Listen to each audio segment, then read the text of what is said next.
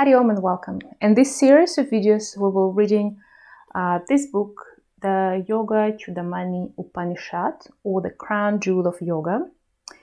And this is Swami Satyananda Dharma reduction, and under the guidance of Swami Nirajananda Saraswati.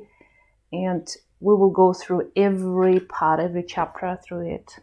And this is a series of the mantras and comments to it. It's a treatise to Kundalini Yoga, original Sanskrit text with transliteration, translation, and commentary. And I'll try to make it every part one about 10 minutes video. And if it's a little bit too much, I'll have to, some of the mantras quite big, so I have to cut them in series of videos. And I will read it through and kind of provide a little bit of my interpretation or comment as well. In the beginning, there's a lot of text about introduction. What is an Upanishad? It's a very good introduction to history of Vedic, Tantric culture, Vedic timeline, Vedas and Upavedas, what are they, and so on. So if you're interested, I'm not going to cover this in this series. What are Vedas, which Rig Veda exists and others, Samaveda, Tharva Veda, Brahmana, Aranyaka, and Upanishads. And that's what we are reading, Upanishads. There's 4 collections. And we're reading the crown jewel of yoga 1. And here, just in introduction video, I'll read a little bit this outline of the text, which we're gonna touch. The text begins with the 6 limbs of yoga: asana, pranayama, pratyahara, dharana, dhyana, and samadhi, and then goes to describe the 6 chakras, 16 adharas, bases, 3 lakshayas, aims, and 5 vyamas, spaces of yoga. So just a disclaimer, if I'm going to pronounce incorrectly some of the terms, I apologize. Sometimes people differently read them. Plus here it's always transliteration, so it's the way I see people transliterated it.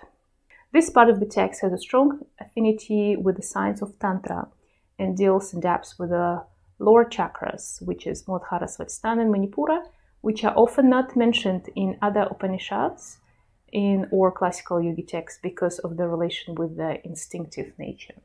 So that's right, so they're kind of getting discarded.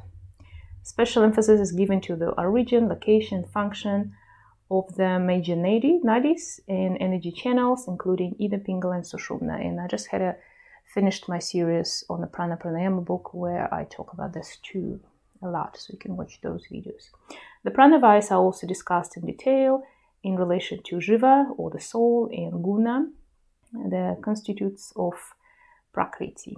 Next, the text provides description of Ajapa Gayatri, which is an older Vedic and Upanishadic Vidya, showing the harmonious integration of these 2 ancient systems. There's a lot of actually parts, so and one of them related to this. Yes, so together we have 121 mantras. So I'm kind of ambitiously will try to go through all of them, maybe. So let's finish the introduction.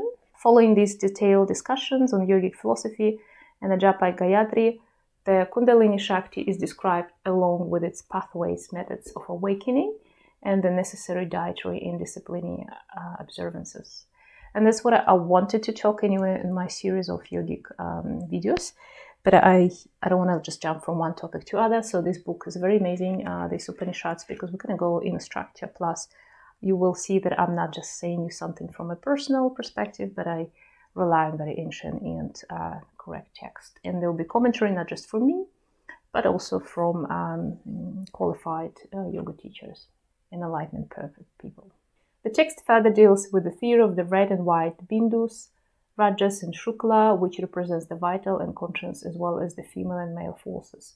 This is an important tantric concept which actually completes the theory of kundalini, but has been omitted from many of the later yogi texts due to its association with the sexual aspects of tantra.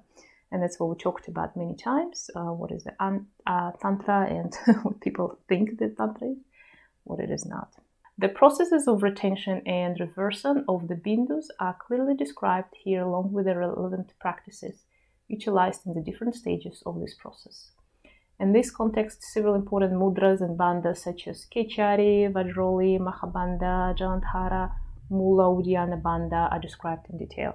So this is something which I've been talking before about prana pranayama. We talk about koshas and all other stuff in my videos and spiritual awakening, this kind of stuff, but never touched on actual practices. So I'll be very happy to do this so here. At this point, the text takes a more vedantic turn and discusses the states of consciousness in relation to pranava or om, and how Brahman manifests in the form of pranava. The meaning and symbology of pranava are described in elaborated detail in accordance with the vedantic system of philosophy and practice. This discussion further points out the relation between the three major deities, the three shaktis of power, and three lokas or dimensions of existence, with the three letters A-U-M, which is Aum, comprising the Om mantra.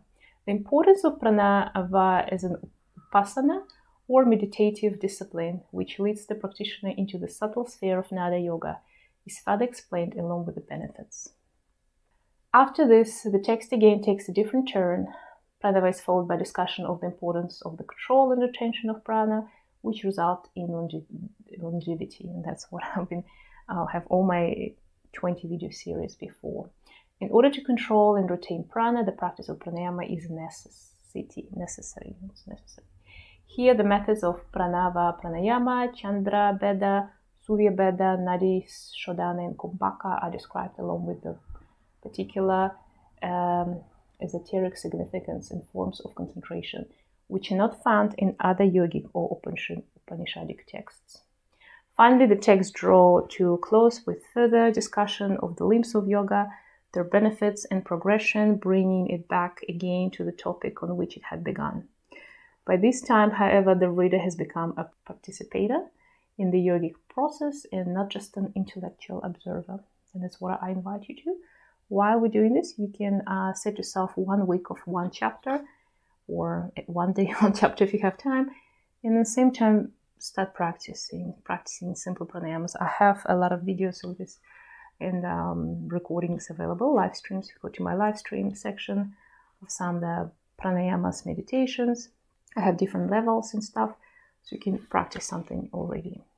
Yoga Chudamani, the crown jewel of yoga, is a manual of higher sadhana, which is meant for advanced and initiated aspirants. It delineates the ancient path of kundalini awakening in its origin in pure form, before the proliferation of more modern yogic literature. So this, they're trying to tell you, is the more back to the source, clear to the source as you can. Mantra by mantra, the text points out the necessary means of transformation which leads to an experience of the deeper aspects of yoga sadhana and its culmination in the expansion of consciousness and self-realization. Thereby, the text becomes a practical and experiential proof of the compatibility of yoga and Vedanta, or the Tantric and Vedic systems of philosophy and practice. And here given a list of references. And the first, before we go even into the chapters, we introduce to Shanti Mantra. And we do it always in the beginning of my practices, so you can join me there. So you can see we kind of going to tap to the texts, the Upanishads, which come before any more later interpretations. I don't know, maybe like 2,000 years ago, when yoga was, famous 8 limb of yoga, which already existed, but it's been kind of modified and purified by Patanjali. And then in the last 100 or so years, it's been adopted by the rest of the world, apart from just where it's originated. We cannot say it's originated in India in particular, but it's in the last couple thousand years has been adopted there the most.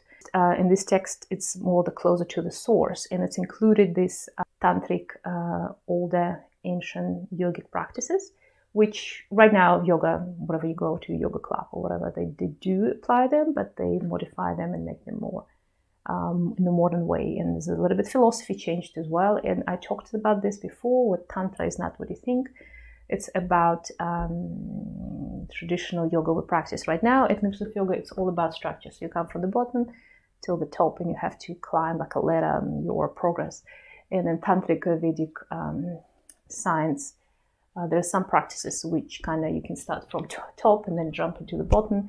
And these 3 lower chakras, which always been kind of scared of or attributed to be not the good ones in traditional modern yoga, so everybody want to be high on and practice on the higher chakras. In tantric practices and the ones I apply and follow too, it's everything is equal, so you can get enlightenment from any point on your kind of column of your chakras. You can get enlightenment from any point of your state of evolution, and it's not about how many years you've been practiced before and or what style or with which teacher. So that's I think it's very important, and the word I'm looking for, liberating. It's very liberating to understand that and tap to that. And I also like it because he's a lot of very practical points, particular practices and what they're for. So stay with me and look forward for next videos. Hari Om.